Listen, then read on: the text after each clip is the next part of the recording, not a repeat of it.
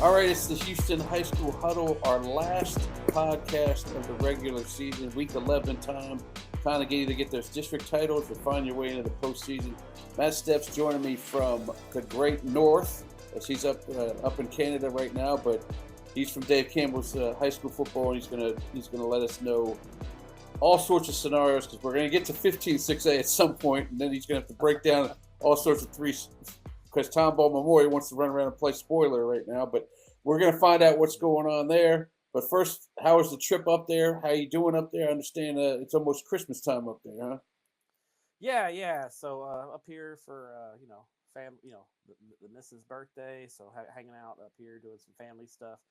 Yeah. See, Canada, we've already had Thanksgiving, so it's officially Christmas season. So we're putting up Christmas decorations, put some Christmas lights up yesterday, Nice. and it's Christmas season here in Canada, and it hasn't been too cold. It's been chilly. I think yesterday it was like 45 degrees, so it's chilly but not crazy cold. So yeah, just You made it out to getting some some games family last. time. You made it out to some games last week. What was the weather like when you were out there? For you, at least. Up here it was all right. It was actually Well, no, nice. I went to games. I went to games in the Metroplex Thursday and Okay, Friday, okay. and then I So flew up you were fine. here Saturday morning. Yeah, Saturday I morning I guess. flew up. So I've been here since Saturday, and so I'll be up here, and then yeah, we'll head back to back to Texas here in a couple days, and we'll be good to go. Get ready for Good week week for 11. some week 11 stuff. Before we get to Oh week yeah. 11, we got to talk a little bit about week 10. Uh, any thoughts on some of these games that we saw? We saw some great ones on Saturday. Real great if you're willing to stay up late enough. I mean, they had that thriller game over there in Cy Falls against Cy Oh Fair. yeah. They started going after midnight. We boys still going to play some foosball. They were out there playing foosball late into the night, and Cy Falls pulls it off. And I don't know if midway through the season we thought this was going to be the chance for them to win the title. I mean, obviously they're a run there, but we were talking Cy Fair and Stratford the whole year. But Cy Falls won when they needed to. Yeah, this game ended around 12:15 Sunday morning. A lot of crazy weather in Houston on Saturday. A lot of games were delayed and stopped and started. I think everything got in though. I don't think the only game I think that didn't get finished was Eisenhower and Aldine, but they just ruled it a final because it didn't really have any bearing on the playoff race. So yeah, I mean tough. Congrats to Cy Falls. To weather that long delay against a really good team and come out on top and clinch a district championship is huge for that program. Uh, Really big, and that game had some definite implications because Yeah. of Houston Memorial knocking off Jersey Village. So that Cy Falls and Cy Fair game really had you know a lot of And 1, playoff 2. bearings because now Yeah. what happens now? Cy Falls is going to go Division 1. They're going to be the 1 seed. Cy Fair now, much tougher first round game. They're likely going to have to play Houston Lamar in the first Yep. round of the playoffs. So that game had a lot of implications into the playoff brackets. And Cy Fair has played Lamar in the past, but it's usually second, third round when they knock them Mm-hmm. when they get to play them in the playoffs there. But yeah, that was a late start, man. And we actually had a story set up with the Cy Fair linebacker Landon Rink, but he's like, "No, I'm not going to wake up in time for it on Sunday. Yeah, Y'all going in to my have to catch sleep, Wizzy. catch me In another my sleep. time." Yeah, Another yeah. district Beauty sleep, title man. on Saturday. Klein Kane handed Tomball their first loss, and they kind of dominated defensively in that game. And we talked about their offense so much; they held them to 12. Talk about that game, and Klein Kane and Tomball are still probably the only two that's not too worried about Week 11. But Mm-hmm. talk to Mm-hmm. me about how the Klein Kane went ahead and pulled that thing off. Yeah, really nice win for the Hurricanes. James Clancy's ball club bounced back from that really surprising loss to Oak earlier in the year. They've run the table in the district. They still got one more to win. Uh, I don't know if they've officially clinched yet. I think No, they haven't. They have to. They still have to technically, if beat. Kane, they got to beat. Yeah, they either need to beat Magnolia West, or if Tomball loses next week, one of those two things happens. They'll win the district. But if they lose and Tomball wins, Tomball will win the district. So not clinched officially yet, but a huge step towards that district championship in that really, really muddled up 15-6A race. But a great performance from Klein Kane. I think Tomball showed, you know, this was kind of their first really big test. They couldn't get the job done, but I think they showed they can be competitive. And going Division 2, I think Tomball's a team that could go Yeah. 2-3 rounds deep once again. And unlike the last 3 years, I think we talked about it last week. They're not going to be the hunters. They're going to be the hunted because they're people actually know about them this year. They're not going in as a third seed or fourth seed or third place or fourth place No. team. They're actually somebody that people are going to keep their eye on since they started off so great. So we'll see how Yeah, they they're not handle that going team. in. They're not going to go in 5-5, 6-4. They're going to go in probably at 9-1, and Right. it just looks a little bit different when you're looking at the brackets. Teams are going to be zeroed in on you real quick. But I wonder if that helped them over the last couple of years. I feel like it helped them the last couple of years because it's almost like they were playing playoff games in week 9, 10, and 11 because they had started off so average in district play, and then they had to fight to get into the playoffs. Does it help them being in on a momentum deal, getting in there? Maybe that's what helped them go 3-4 rounds the last 3 years. That's a good question. I mean, I think at a certain point, the overlooked part kind of goes out the window because you're getting to the second, third round. You're probably a good team, especially Tomball, who's done it now 3-4 years in a row. I don't think they're playoff tested, so I don't think it's going to matter either way for them. I think it's really about matchups. And Tomball, the past couple of years, when they've made their runs, have gotten some good favorable matchups in the playoffs and been able to do some damage. And I think it all comes down to matchups, and then if you're playing your best football at the right time of the year, and you look at Cy Springs, who's possibly going to play Tomball in the first round of the playoffs. I think Cy Springs is a tough matchup for Tomball, but they're not playing good football at the moment. No. They're struggling at the moment, and so it's got to be both. You got to have a good matchup, and you got to be playing your best football, and so that's kind of what it comes down to. Springs is another week to get things back on the right track, but right now, you got to think Tomball should be the favorite in that potential first round matchup. Absolutely. And then we had another interesting game last week in that district with the Tomball Memorial pulling off a win, and now I have it in here as playing the spoiler, but there's a shot for them to make the postseason as well, right? Or in some sort of tiebreaker, or can they not do it? Yeah, so I don't know how the tiebreakers work. Go ahead. Well, right, it's just kind of a jumbled mess because you've got Klein Oak and Magnolia at 4-3, and you got Klein and Tomball Memorial at 3-4. Well, they're all playing each other this week. So Klein Oak is playing Tomball Memorial, Magnolia is playing Klein Kane. So Magnolia is playing Klein. So what we could have happen here, Wizzy, is a 4-way tie for fourth place. Oh, wow. Because Klein Collins, who a week ago we thought was in real big trouble because of the 5. Now they win. They're 5-3, and they're in a little bit better shape. They're not in quite yet, but they're in a better shape because they're sitting at 5 wins. So I think what you have to look at is if Klein Oak and Magnolia both win and go to 5-3, Klein Collins is out. Klein Collins is out. Okay. And then so it really is going to depend on what there's about 20 different scenarios here because you got. Well, I want you to break them all down for me, starting and go. It's crazy. So you just know going into this thing that Klein Collins is 5-3. Then you've got Oak and Magnolia at 4-3, Tomball, Memorial, and Klein at 3-4. So what you have here is 2 spots available. You got one team at 5 wins, and the other 4 at 4 or 3 wins. So it's really going to be a matter of who wins the matchups, and then how those. I don't think we're going to get a ton of 3-way tie scenarios here. There is that possibility of a 3-way tie, but I think what we're going to probably have is we may have 2 teams end up at 5-3 and 2 teams end up at 4-4. So there's a lot on the line here, and it's going to be a wild week 11. If you just want to focus on 15-6A, you can focus on 15-6A because it's going to provide a lot. So you look at the matchups here and those key games. Oak that game's playing, on Thursday. That's a Thursday game, so we'll know something there. Oak and Tomball Memorial is playing Thursday night, so we're gonna know something going into Friday night, and then Magnolia and Klein is a Friday night game. So I think that Thursday game to watch is going to be Oak and the Klein Oak game. So Klein Oak and Tomball Memorial. So that's the one you got to keep your eyes on first. So it's a lot going on in 15-6A. They actually went in and met. So last week we talked about the possibility of a 3-way tie and a coin flip to determine the last 2 playoff spots.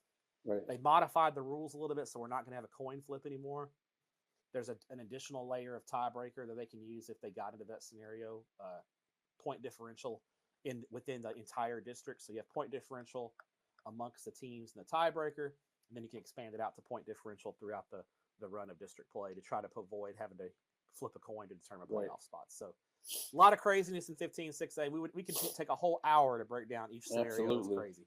The easiest scenario would be for one, but not both of either Tomball Memorial and or Klein High winning. That way, it would be a straight up the four teams are in, and Collins wouldn't have to stress anymore. But Yeah, it's never easy in 15-6A. It used to be it's a 16-6A, but this year it's not yeah, easy in 15-6A. it's a weird week for Klein Collins because you still have to practice. You're off this week, Yeah, and you that's still got right. to practice because you don't know if you're going to be in or not. So it's a Right. week 11 weird bye situation with Klein Collins where we could be practicing for a playoff game and we could be practicing and then we find out Friday our season's over. So It's very fitting. odd. Yeah, It's a fitting it's deal kind of since fit their season. Yeah. we were confused with them the whole season. So why don't we just be confused with them in the bye week as well? Yep. Yep.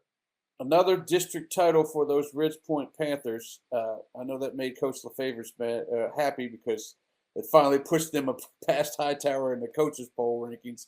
Actually, Hightower dropped like 2 or 3 spots, but they they do what they do. They got that the Hightower tried that onside kick, which turned out to be a little shorty touchdown for Ridge Point to add a little insult to injury there. But this is what Ridge Point does, right? That's 10 out of the last 11.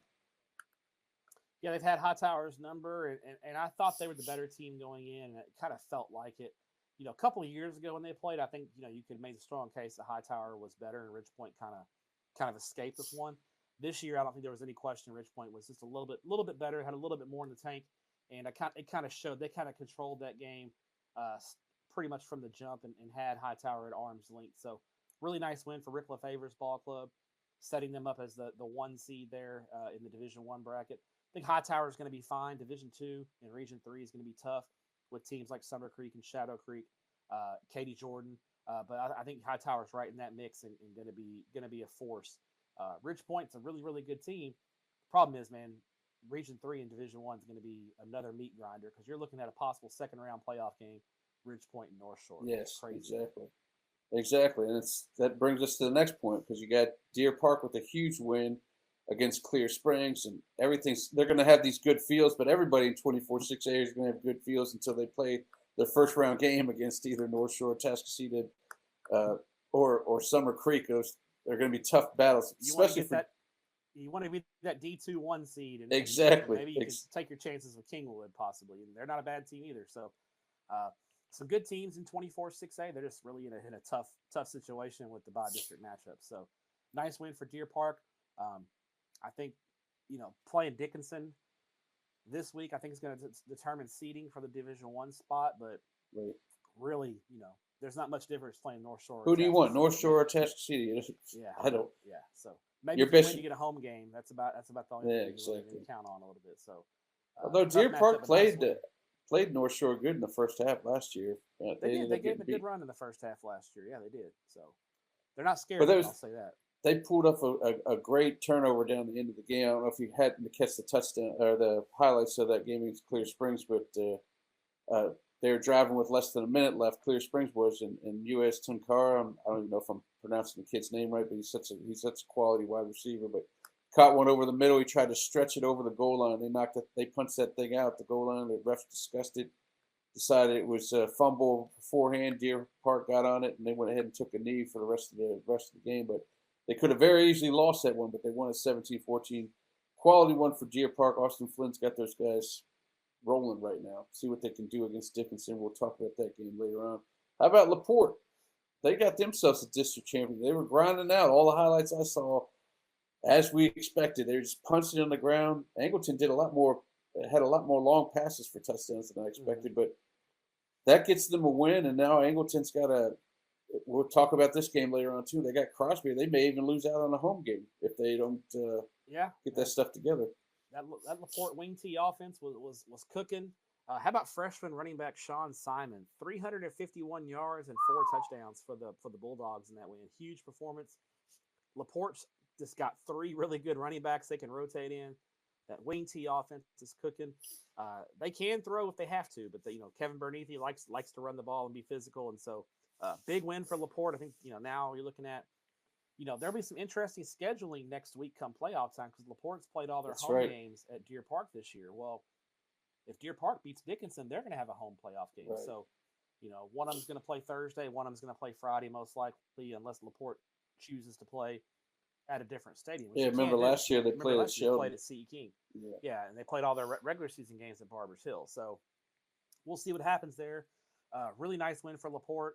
They're going to get the loser of this week's game in Austin between Austin Anderson and Pflugerville Weiss. Okay. So that's kind of that first round matchup for Angleton. Tough loss, first loss of the year. They're still 8-1. They need to bounce back and put this behind them. Go into that Crosby game and be ready to play, because the loser of that game is going to have a much tougher first round matchup. First round matchup is going to be tough. I mean, if you get Pflugerville Weiss, I expect Pflugerville Weiss to beat Austin Anderson to be the third place team. Right. Pflugerville Weiss is a tough team. They've only lost 2 games all year, and they were to A&M Consolidated and College Station, both of them by less than a touchdown. Yeah. They're a very good team, but you get them at home. It's a tough road trip over from Pflugerville into either Angleton or Crosby. So if you're Angleton, you want to handle business and take care of Crosby and get that home playoff game and give yourself every advantage possible. The loser going to have to go to College Station and play College Station High, which is going to be a really challenging first round game. It's a really good team in College Station that just happened to come up 1 game short in district play, but they're 9-1, and we know College Station's been a real tough out for a lot of teams in the playoffs. Absolutely. You don't want that. You don't want that. How about Huntsville, man? They took one on the chin 2 weeks ago, but they bounced right back and took out Niederville. That's a squad. Was it just a one-off when they lost the other week, or what do you think about Huntsville now? Yeah, I think we're starting to see an 8-5A Division II. There's just a lot of parity at the top. I think the top 5 teams can all beat each other on any given night. What's impressive about Huntsville's win, their backs are against the wall with a freshman quarterback. They go into Nederland and knock off Nederland. Now, Nederland may have had a little bit of a P&G hangover. They were coming off an emotional rivalry win, but take nothing away from Huntsville with a freshman quarterback to go into Nederland with their season on the line. Because remember, Huntsville loses this game, their season's basically over. Yeah, yep. They go in, they play, they tailor a great game plan to fit the freshman QB's skill set. A lot of QB run game. He's really dynamic, really athletic. They're Huntsville at the skill spots is just, they're a problem. They're really athletic. They're physical. It's Huntsville. I describe them as a high ceiling, low floor team. When Huntsville on their best day, they can beat anybody. Like, there is not a team in Class 5A Division II they cannot beat when they're cooking. But their floor is really low, and they can lose to a lot of teams too. We saw it against Montgomery. They lost to Brenham, and those aren't bad teams by any means. But I think Huntsville should be beating those teams. It's a consistency thing with Huntsville. So big win for them. I think they're basically in the playoffs, barring something crazy happening. Now it's a matter of what seed do they get. Are they getting the 2 seed? Are they getting the 3 seed? I think there's a scenario they can get the 4 seed. Nederland, on the other hand, I know they're outside the coverage area, but they're relevant in this district. Right. Nederland only has 2 options next week. If they win the district championship. Yeah. If they lose, they finish 4th. And they have to go – not only do they finish 4th, but they got to go to Texarkana for the first round of the playoffs. A long road trip against the number 3 team in the state of Texas and Texas High, who is loaded. That's so big variance there for Nederland. So Nederland's got Montgomery this week. We may talk about that game. Yeah. Huge matchup there in 8-5A Division II with a lot of implications. I feel like they got we're talking about them like we talked about Angleton. They both teams started off 8-0, and now all of a sudden with 2 games that could completely change their whole playoff perspective down the stretch here. That's the beauty of Texas high school football. Things can change in an instant. There's a story every week and always something happening. Absolutely. Something's always happening because, boy, Friday night I was breaking some news walking out of a stadium at 10:30 at night. So it's just something's always that's going right. on. I think you're talking about DISD, aren't you? Yeah. That's some wild stuff. That's for another podcast. Let's talk about the mentality. Exactly. We did last night, as a matter of fact, for quite some time. Your name was brought up several times. Hopefully good things. Almost all good. He just said, "That guy, why won't he wear his hat to the front?" Oh no, we had a special guest that wore a bow tie that was saying stuff about that, but we kicked him off real quick. Yeah. What do you think about the mentality of Week 11? And I don't have any game. One game that looks like an interesting game that has interesting talent in it is Katie Jordan Pato, but we don't know who's playing. I mean, they're both synced in on who they're going to play in the first round or their spot at least. They have nothing to play for, so maybe everybody shuts it down. I mean, What is your mentality as a coach? Do you like shutting it down, or do you want to go into the playoffs on a roll and at least playing your best plays? Talk to me. There's a little bit of I actually tweeted about this earlier this morning while I was running some errands.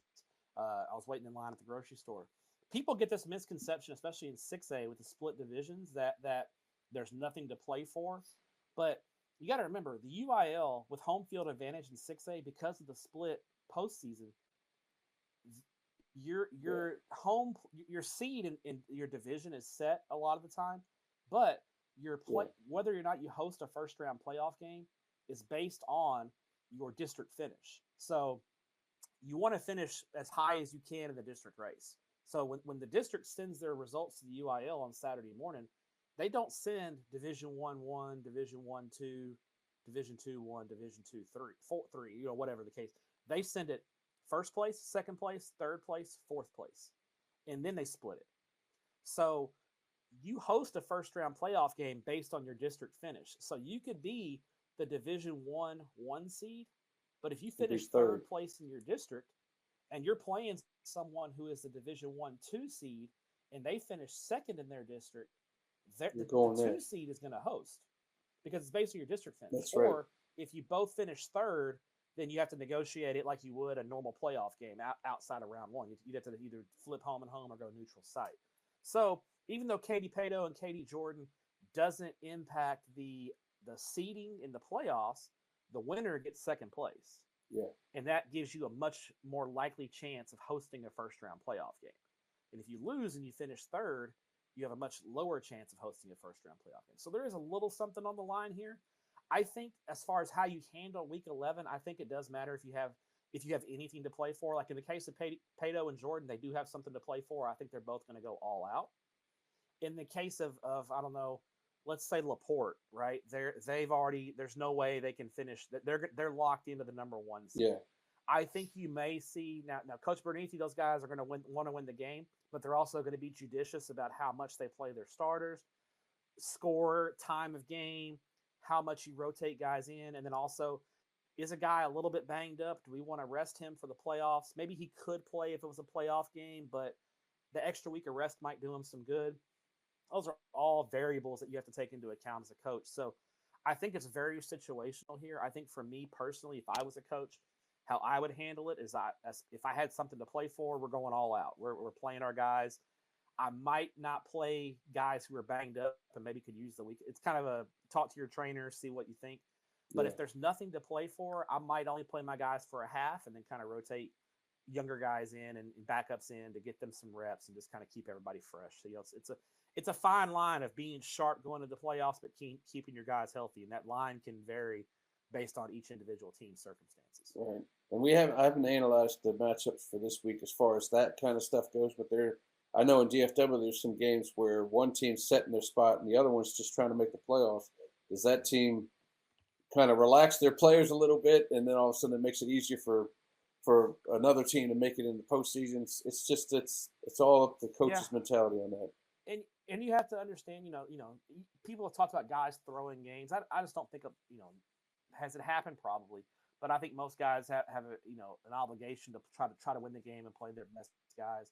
But your number one obligation is to your team and doing what's best for your team going forward. And if that maybe means a couple of guys who are nicked up, maybe need to rest and get a week of rest, you got to do what you got to do to help your team have the best chance for a long playoff run.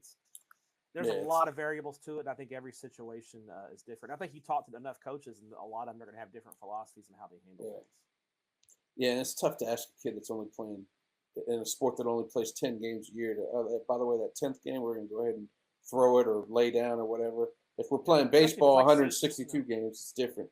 Especially if it's senior night, it could be. You got to factor that in too. If it's senior night, maybe you have a senior who he's banged up, and you want to rest him, but it's his senior night. You want to at least have him play a few plays on senior night. So there's all kinds of things you got to take into account as a coach. I got you. All right, well, let's move into some of these Week 11 games. Obviously, 13-16, we're set on the teams that are in there. We've probably been set for 2-3 weeks now. Conroe gave Woodlands last week we got officially set. Yeah, last week we got officially set. Conroe did give the Woodlands a little bit of a tussle, though. Give them credit. They gave it a little more closer than I thought. It was 21-7 game. But these teams are in. I think their seedings are probably set as well. What they're going to do. So we won't talk about 13-6A, but we will I talk believe they're about pretty much set. 14-6A.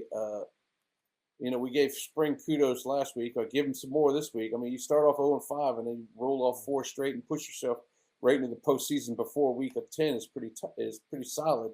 Now we have a game between Nimitz and Dekaney for the last spot. Nimitz is on a downward spiral here.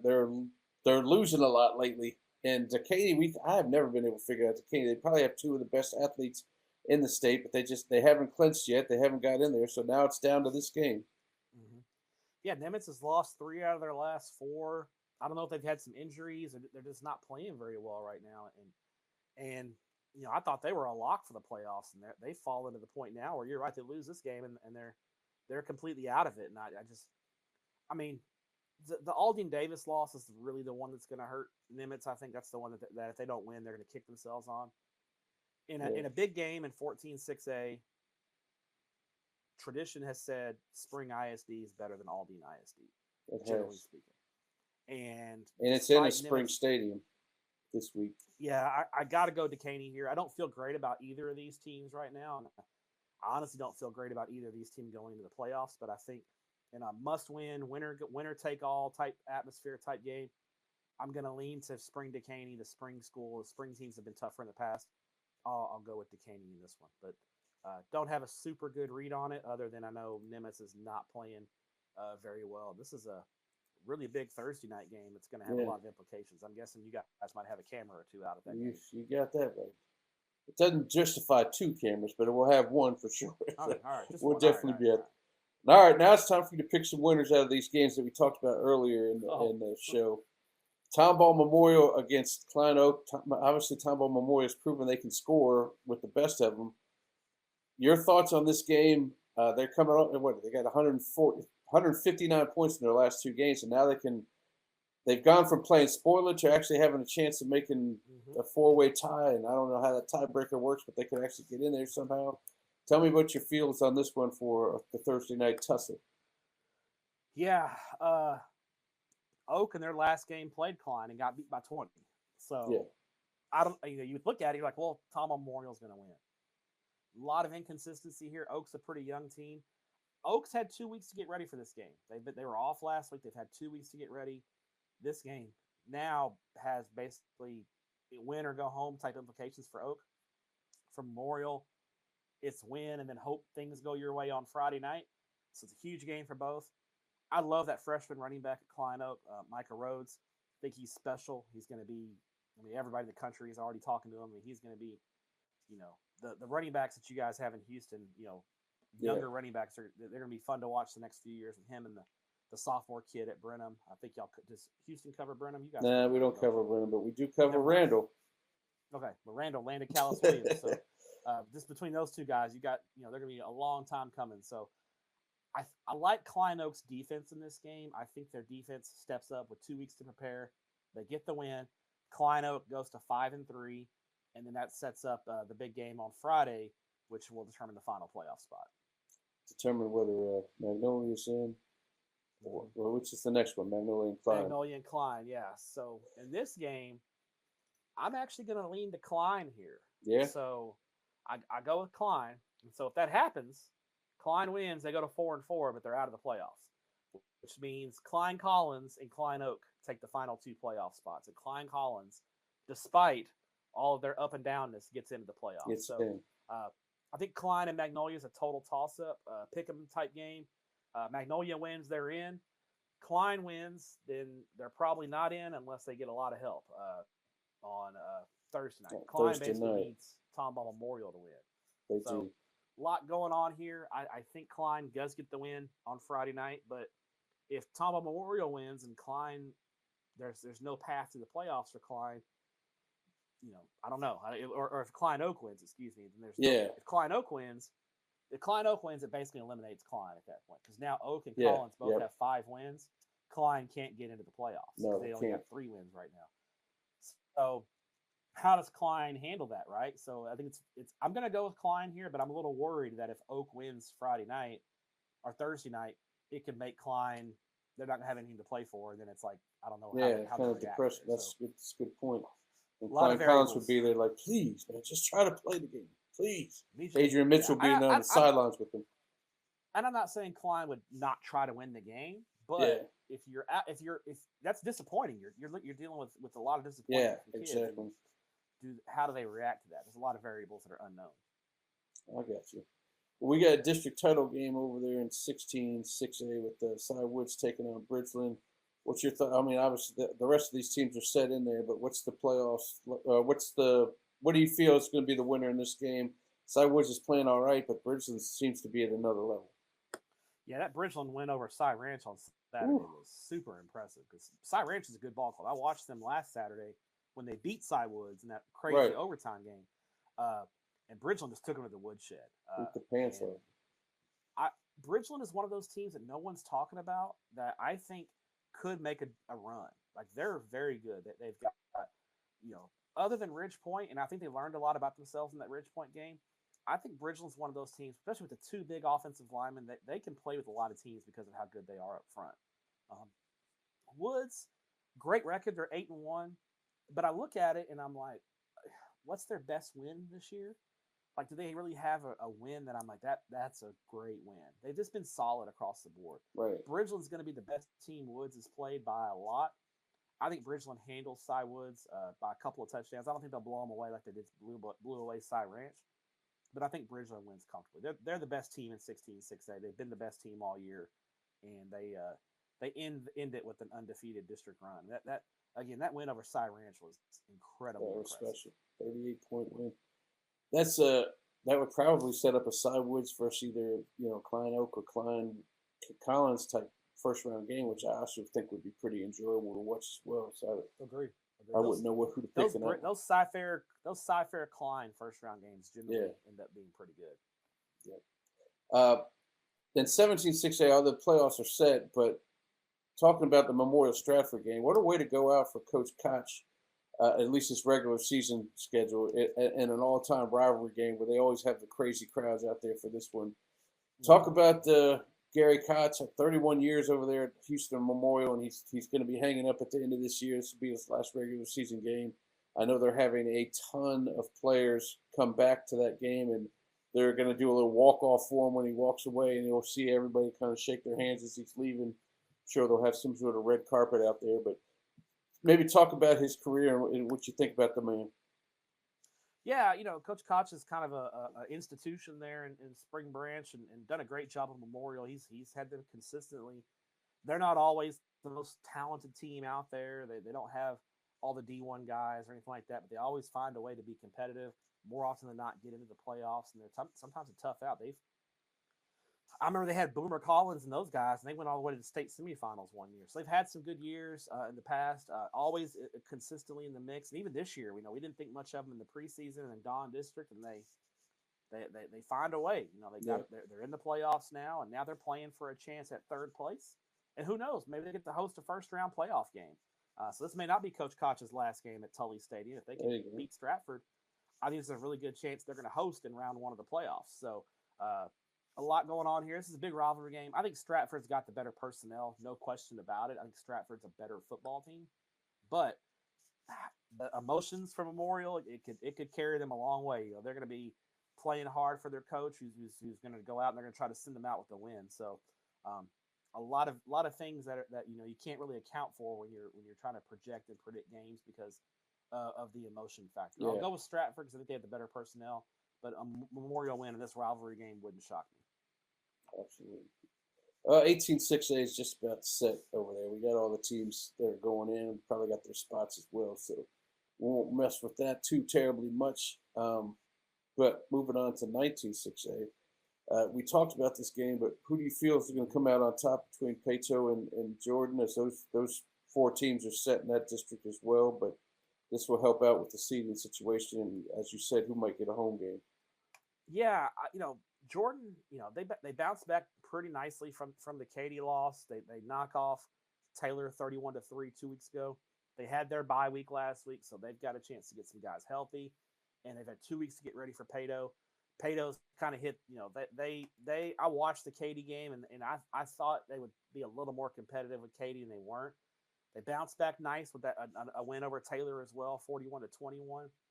I just think Jordan has a little bit too much firepower. I think they're gonna. Pato's not real explosive offensively. If their running back doesn't break big long runs, they're just not really.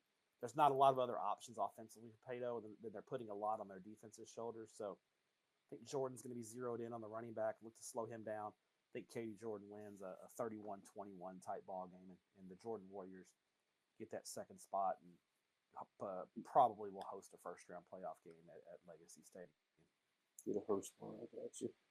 26A comes down to these two teams for the last spot there. George Ranch will probably be a heavy favorite over there against Hastings, but if Hastings wins, it'll be a tie for that last spot, and Hastings would obviously get it because of the head-to-head.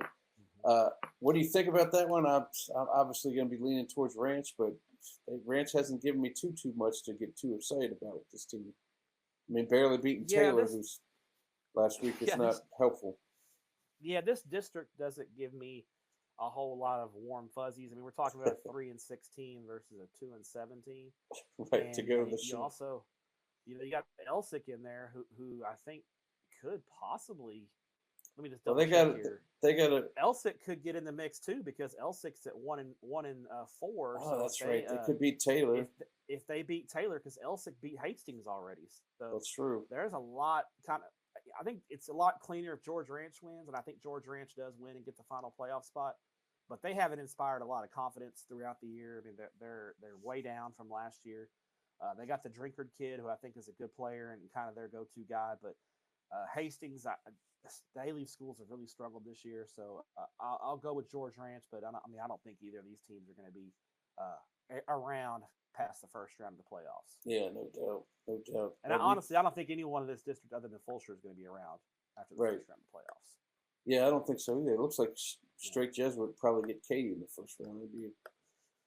It'd be a tough out for them, I believe. Mm-hmm. And then we already talked about Pato and Fulshear in the first round. That actually might be somewhat interesting, but Fulshear will probably stick it to them.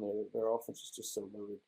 We're good on 21-6A. I believe Elkins and Travis will be the other two teams that'll join your boys. And of course, we're done on 22-6A. We've been done there for a while, but I really like the way Manville played against Pearland Dawson. They're kind of proving that they're the third place team for sure. The way they stuck it to them, and that's the kind of beating that's good going into the postseason for sure. That's Manville's best win of the year by far. Now, there is a scenario where if Dobie beat Manville, we could have some chaos. But if Manville plays like they did against Dawson, I don't think Dobie can hang with them. So it's interesting to see Manville kind of finally starting to put things together. They've been kind of a mystery team all year. That a lot of talent, but just haven't really put it together. They got lost to Barbers Hill. Don't really losing to Pearland and losing to Shadow Creek, okay, but they weren't really competitive in either of those games. And then to come out and beat Dawson was big. Yeah, the quarterback did a great job in that game as well. 23-6A, this is a game of the week type scenario here. North Shore and Summer Creek. North Shore can win the district outright with the win. Summer Creek wins. It's a three-way tie at the top there. Mm-hmm. How do you feel about this one? This is these are two 6A semifinalists, state semifinals, or state finalists, going at it. Yeah. As we head into the playoffs this year. Aside from games with really important playoff implications, this is probably the game of the week in the state. Two top 10 teams going at it. You saw Summer Creek lose to Atascocita in a close one. North Shore beat Atascocita in a close one. So I think these teams are pretty evenly matched. Yeah, it's hard to judge it with the Atascocita because North Shore won at the buzzer and Summer Creek lost at the buzzer to Atascocita. And Summer Creek got down really big early and it came all the way back. Took the lead and then lost with the 1 second left. This is I just don't have a good read on this game. North Shore's offense does concern me. They just haven't had that consistent offense. And it's weird to say because they're averaging 40-something points a game. But the Atascocita game, they just seem to not have a real flow or identity about their offense. And I think as they get further along in the playoffs, that could be a problem if they don't get it fixed. I didn't watch their game last week, so I don't know how they looked against, I believe it was CE King. So Summer Creek, the development of quarterback Blake Thomas has been huge. Their defense has been outstanding all year. Aside from the first 2 quarters against Atascocita, they've been great all season long. North Shore obviously presents a lot of problems because they have so many weapons. You know, they've got 2 good quarterbacks, they've got 4 or 5 receivers, they've got 2 good running backs. The difference with this North Shore team versus 2022, 23 is North Shore's defense looks like the 2018, 2019 North Shore defenses. Just nasty, physical, fast, and mean. That's the difference with North Shore, and I think that's what carries them to a close win. 1-score ball game, but I like North Shore because of that great defense. They're playing that North Shore championship defense that we've come to expect from Galena Park North Shore. Well, one thing I noticed about you brought up Blake Thomas from watching the highlights last week against Kingwood. He doesn't desert a play. He stays in that pocket, and you name Blake Thomas and you name him as a dual threat, and he is a dual threat. He's quick, he's fast with his feet, but he wants to be that pocket passer quarterback. He wants to make the plays that are called. He doesn't want to ditch him and take off all the time. And there's 3 touchdowns in that game where he stayed in the pocket for 5 to 8 seconds and waited for something to happen, and then he ended up throwing a touchdown in there too. So that's kudos to him. It comes with experience, right? He started down 20-something games, so he's comfortable. He's got experience. He's not bailing on plays too early because he's trusting what's called. He's trusting what he's seeing, and the game slowed down for him a little bit. So I think that just comes with the experience that he has. Absolutely. Humble's playing Kingwood. If Humble beats Kingwood and C. King beats Channelview, they got a 3-way tie for that last spot. Mm-hmm. You think that's going to happen, or what do you think? No, I think Kingwood, man. Kingwood, they're playing for it all right now, and they're K.L. Melton's ball club. Those guys told me at coaching school they were going to be a team to watch, and that we can't sleep on them. And I put them as a hipster pick to watch, and they proved me right. So I think they're going to get it done. Their receiver they've got is really outstanding, and their defense has played good. I mean, Kingwood. You look at Kingwood, and I think the Summer Creek game got away from a little bit of memory serves, but they played, obviously took Atascocita to the mat, and probably felt like they should have won that game. They gave North Shore a tussle for a half, so this is a team that is good. The Summer Creek game was the one that got away, but I think they'll bounce back this week. It's a big, we got to wait till Saturday, so we can't lock in 23-6A until Saturday. But I'll be keeping an eye on this Saturday afternoon. I think Kingwood finds a way to hold off Robert Murphy's Humble Wildcats and get a win there at Turner Stadium. I got you. I kind of agree with that. Deer Park, their job's not done yet. They still got to beat Dickinson to get that outright title and get an easier first-round game against Atascocita instead of the extremely difficult one. Cakewalk. Instead of the extremely difficult one against North Shore, which is what Dickinson would get if they lose. What happens if that thing turns into a 3-way tie with Dickinson, Clear Springs, and Deer Park? What kind of tiebreakers are we working here? Points? Well, right now, Dickinson's -6 because they lost to Clear Springs by 6. Deer Park is +6 because they beat Clear Springs is locked in because they're +6. They're +3 because they beat Dickinson by 6 and lost to Deer Park by 3. So, if memory serves, if they use the common negative positive points, at this point, Dickinson's -6, Deer Park is +3. So they're going to have to beat Deer Park by at least 10 points to pass them. Clear Springs is also +3. Yeah. So they're going to have to win by 10. Dickinson's going to have to win by 10. I believe it's 10. So if they win by 10, they would be +4. No, they didn't win by 8. We got my man doing math. Oh, no. They need to win by 8 to overtake I apologize. I apologize for sticking you with math this early in the morning, man. It's my fault. Canada, hang on. No, I got you. Let me. I'm good at this kind of thing usually. So Clear Springs is +3, and Deer Park is +3, and Dickinson is -6. So Dickinson needs to win by. Dickinson wins by 7. They're +1. 6. They're +-1. They need to win by 6 or more. If Dickinson wins by 5, everyone is even. Right. Dickinson and Deer Park are even. So Dickinson's got to win by 6 or more. Yeah, because they got a Basically, need to get a touchdown, get that extra point. well, actually, I'm sorry. Clear Springs is locked in at +3, so I Right. was So they correct. got to get Originally, past +3. they got to win. They got to win by 10 to get. They can win by 7 and get past Clear Springs. That's right. They got to win by 10. Or Deer Park. They got to. I'm just really confusing everyone now. You're getting Dickinson needs to win by 10 to win the district championship. They win by 10, they'll win the district championship. They win by 10 or less, they're not going to win the district championship. So, if Deer Park wins, it's very easy. Deer Park's locked in; they're the number 1 seed. So, just so you people. Dickinson. Yeah, I was going to say, just so you people know, as soon as we turn this off, he's going to curse me down for making him do math on the spot. No. District tiebreakers. My brain is mush because I've been dealing with it for a couple of weeks now, and I had 15-6A like that, and then 24-6A is throwing me off.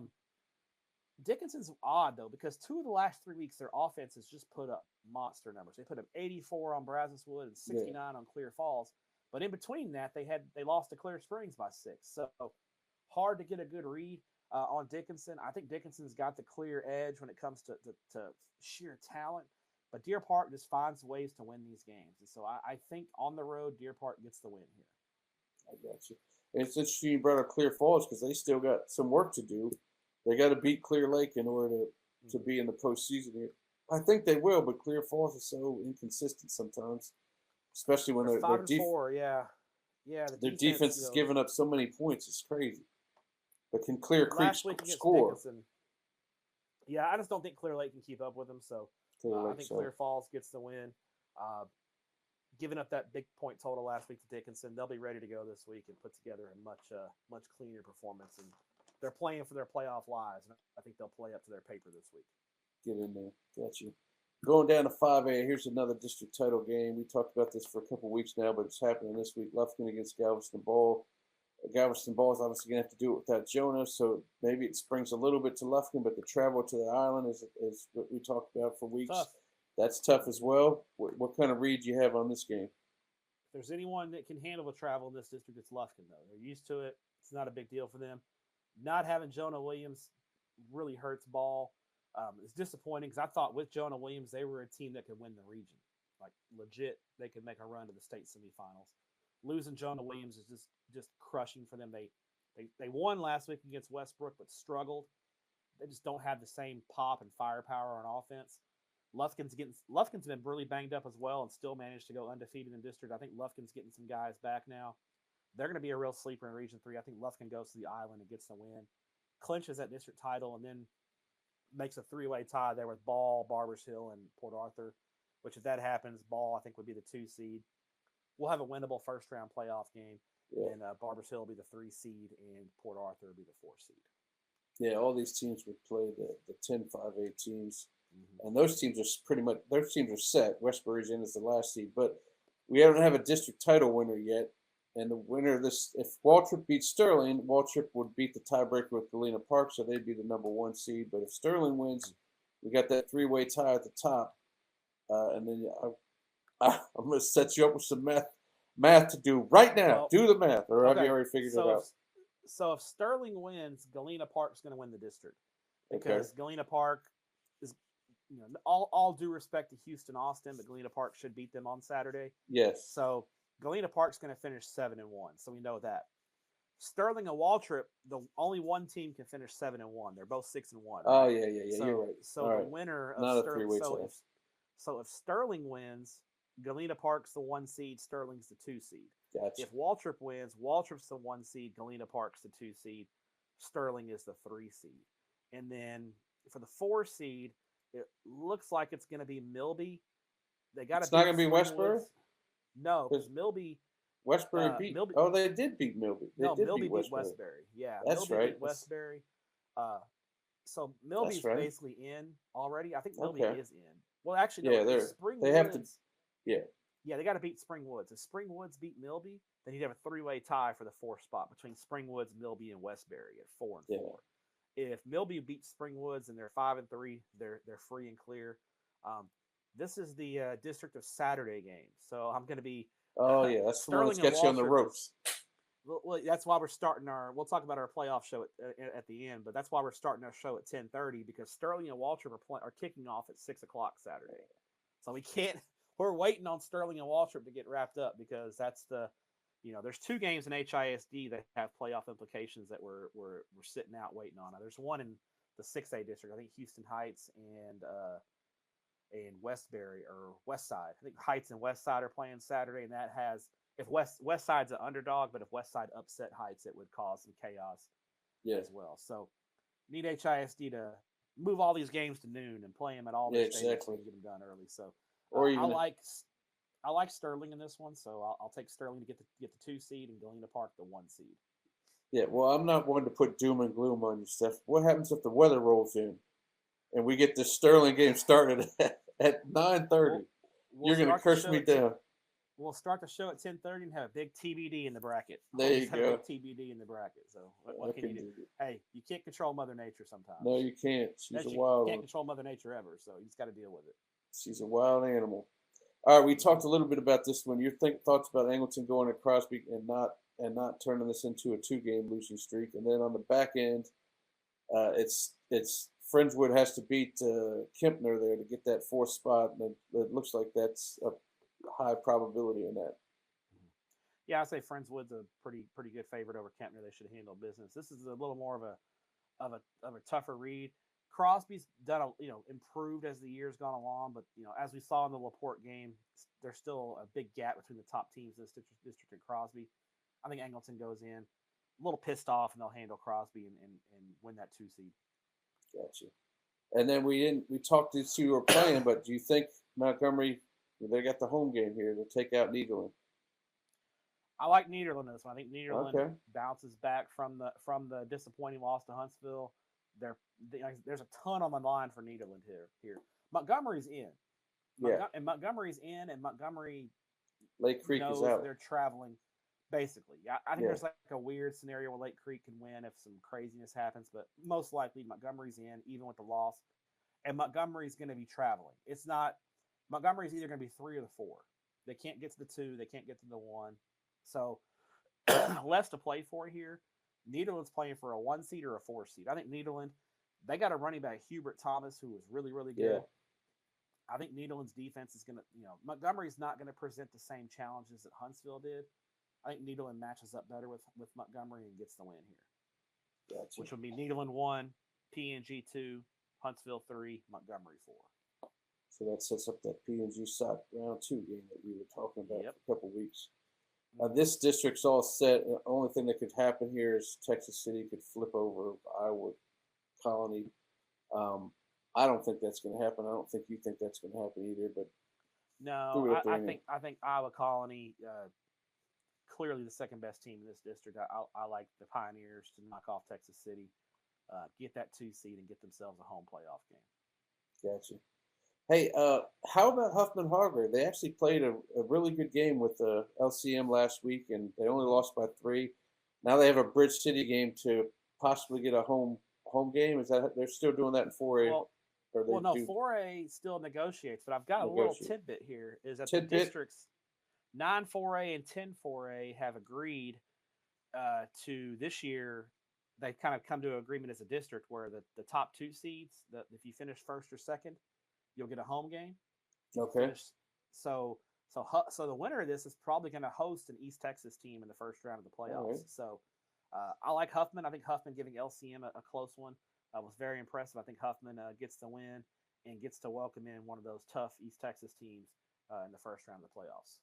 Okay. Excellent. That's a nice little piece of information there from the old Stepsters.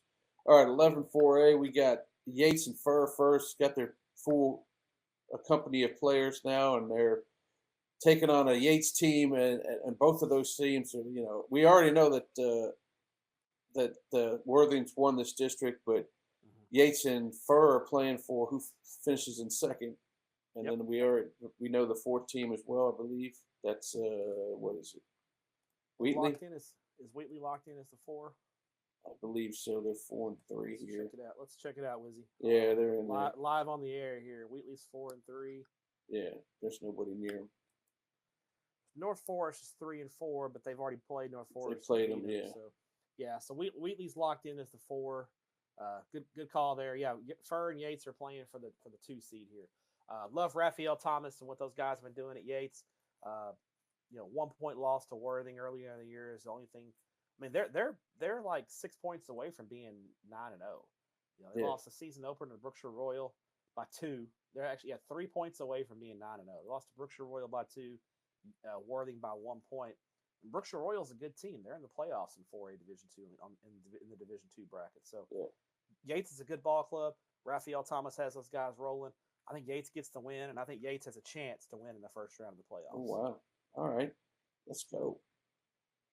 Hey, what's going on with Stafford, man? They took that loss. They only could score 3 against Crawford, and now the Very surprising. top 4 teams are playing each other this week, including Needville, who now looks like they're in the driver's seat for the district title. This thing was going to be 2 undefeated district teams playing, but didn't really work out for Stafford against Crawford. So, what do you think's going on over there? How about our boys in Fort Bend Crawford this year? Yeah. What a season, David. That's David Jackson and his ball club. Huge win last week over Stafford, 28-3. I mean, Fort Bend Crawford plays Navasota this week. They have a chance to beat Navasota and finish second in the district, with a good chance to win in the first round of the playoffs. So for Needville Stafford, I love Mike Giles. I think what he's done at Needville has been tremendous. Losing a couple of their better players this offseason to transfers hasn't slowed them down. They've had some struggles, but in district play, they've been the best team clearly in the district. I think they hold off Stafford, get a big win on the road, clinch that number 1 seed in a pretty favorable first round matchup. Stafford, on the other hand, we may be seeing Stafford and Yates in the first round of the playoffs here. So I think Needville knocks off Stafford, and then you go to Navasota and Fort Bend Crawford, where I think the job David Jackson, those guys done at Fort Bend Crawford have been incredible. Yep. They're going to be a problem next year. Like the whole team's coming back next year. They're going to be a real problem in Division 1 next year. Fort Bend Crawford knocks off Navasota to get it the number 2 seed in the district. What a season and what a performance from them. That'd be something else. Wow. All right, well, let's go down. We usually don't talk about this district too terribly much because it's kind of outskirts there with Hampshire Finette, but talk to me about their matchup with West Orange Stark, which would be for the district title there. Yeah, West Orange Stark, after a couple of down years, is back. They're playing great football. I believe they're 8. Both these teams are 8-1 on the year.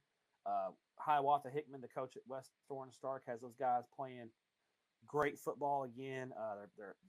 They've been consistent this year, which has been a problem of inconsistency the last couple of years. They're playing that traditional West Orange Stark football, tough defense, very fast on offense, a lot of dynamic playmakers. Hampshire Finette quarterback Ty Bryson has just been insane this year. I think he threw for 462 last week, just putting up huge numbers. The Longhorns won the state 7-on-7 this summer. They can sling it around. They lost their running back in the Fort Bend Crawford game, Chris Augustine, who was kind of their dynamic running back. But they've done a good job replacing him. And Hampshire Finette's defense has been solid. This is just a solid ball club across the board. Gone back and forth on this one, but I like Hampshire Finette to get the win and win that district championship there in the Golden Triangle. Excellent. All right. Hey, we've talked about this district for weeks and weeks, and nothing's really cleared up. And as we go into week 11, it's still odds on that 10-4A Division 2 is going to be a 3-way tie for first. But Wharton's the only team that can throw a wrench in the works by beating Sweeney, because those Harmony teams aren't going to do anything against the other two. So can Wharton pull off a win here and that would give West Columbia the district title because they beat Brookshire face to face. Well, I don't even know. Do you feel like Wharton's got a team that can pull that upset off? No, I think Sweeney gets the win here. I think we're going to get a 3-way tie in this district, and I believe Columbia would be the 1 seed, Brookshire Royal would be the 2, and Sweeney would be the 3. Okay. If memory serves in the tie. I talked to Coach Pena at Columbia last week about this. So I know Columbia would be the district champ in the 3-way tie scenario. But I think Sweeney gets the win here. I don't think Wharton's got enough for Sweeney. They don't have enough? I got you. I don't think so. All right. Well, the last game we're going to talk about is the 3A game down here, Tidehaven and East Bernard. I've been looking forward to this game all year in 3A, almost like the Columbus Hitchcock game that I was looking forward to in Division 1. Well, Division 2, I'm looking forward to this. Your thoughts on this game? East Bernard's been unbelievable this year. First-year head coach Jeremy Jenkins has got those guys outstanding football this year, just playing on a different level. They're always tough on defense. And that offense, they've adapted to the spread offense well. They're running it well. They're executing the offense at a high level against a tough schedule. East Bernard's got some great wins on their resume. When you look at East Bernard's resume going into this game, I mean, the teams they've beaten, really, really impressive. I mean, they own wins. Going into this game, they're 9-0, and they own wins over Goliad, who's a really good 3A D1 team. Ganado, who is the number one team in 2A Division I. That Rice Consolidated win was impressive. Vanderbilt Industrial got things going late in the year. They beat them by 17 last week. Really, really impressive resume that East Bernard's put together. Todd Haven, after making the state championship game last year, struggled a little bit early, but again, really tough schedule. But here's the two things that have caught my eye looking at this game. Common opponents. East Bernard beat Ganado, and East Bernard beat Goliad. Todd Haven lost to Ganado, lost to Goliad. Lost badly to Ganado too. Yes, they got blown out by Ganado. So now Todd Haven's got things going late in the year, impressively. David Lucio's got them playing their best football towards the end of the year, but I like East Bernard in this one to win the district championship. But I think both these teams, this could be the first of two meetings. There's a chance these two could play each other again in a regional final. Oh, actually. Yeah, we're hoping to find some sort of camera down that race, so it'd be nice to have that one on there. Speaking about getting on the games, where are you going to be at this week, or are you going to make it back in time to go to this game with three? The plan is to make it back. Thursday night, I will be in Grand Prairie, Texas, halfway between Dallas and Fort Worth, a little closer to Dallas and Fort Worth, but I'll be in Grand Prairie at the Gopher Bowl, one of my favorite stadiums in Texas. Love the Gopher Bowl.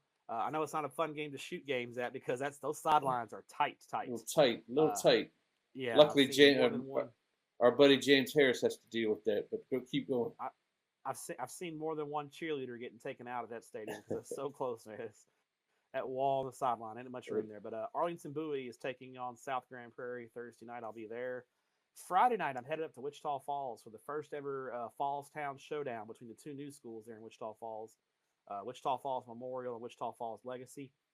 Legacy struggled a lot this year. They've been just crushed by injuries. Memorial's really, really good. They're a borderline state-ranked team in 5A Division II. They should win, but it'll be a fun atmosphere. The first ever meeting between these two schools is they had consolidation in Wichita Falls last year, going from 3 high schools to 2 high schools. So first ever meeting these two brand new schools. And then Saturday, I will be in front of my computers all day, putting together playoff brackets. Yeah, talk about matchups. So really, for us at Dave Campbell's, we are kind of responsible for being the data collection source for the playoff matchups for the entire state. So, the local newspapers will have their local matchups, but they won't have their out-of-area matchups. So we're kind of in charge of putting all that data together for one statewide source and releasing the brackets and releasing the playoff matchups and locations. So guys like Ward can send cameras out to a lot of games for highlight shows. So Saturday, traditionally, it's what I do all day, and that's what I'll do this Saturday. I'll get up at 5 o'clock in the morning and work until I'm finished. And then Saturday night at 10:30, we will be releasing the brackets, the statewide brackets, exclusively on Dave Campbell's Texas Football. So you can watch that show for free Saturday night at 10:30. We'll release the brackets. They'll be on YouTube or Dave Campbell's Facebook or on Twitter or X, whatever it's called these days. We'll have that up. So you can two-screen us with you can watch Ward and the Houston Huddle, the Houston highlights on your TV, and then have your laptop on the playoff bracket show. So I know Ward's going to two-screen it because I know he's got to try to find schedules, and we're going to try to have everything released Saturday night. So please watch if you can. Is that a 30-minute show or as long as it goes? I imagine it's probably going to be an hour. I would think probably an hour. Well, now you are running into the show, dadgummit. Now you are running into the show. Well, I'll tell them try to hurry up and finish early. Finish in 30. No, that's all right. Like you said, they can choose. What you could do, you don't have to watch our show live. I mean, that's true. You don't have to watch mine live. DVR. Or watch the Houston High School highlight show live, and then come back on YouTube and watch our show. There you go. Either way, you're going to get all the information. Perfect. All right. Well, God bless it. We're going to be talking about playoff matchups next week. It's pretty exciting. It's an exciting 6-week deal. By the time me and you tape our podcast, you would already have in your brain who you think is going to plow through all these different brackets and all the way to and you're going to spill the beans right here on the Houston High School Huddle. I appreciate it. All right, you have a good time up there in Canada, and we will see you back here in the States. Thanks, Ward. Go Cowboys, and we need help. Help us, please. Help.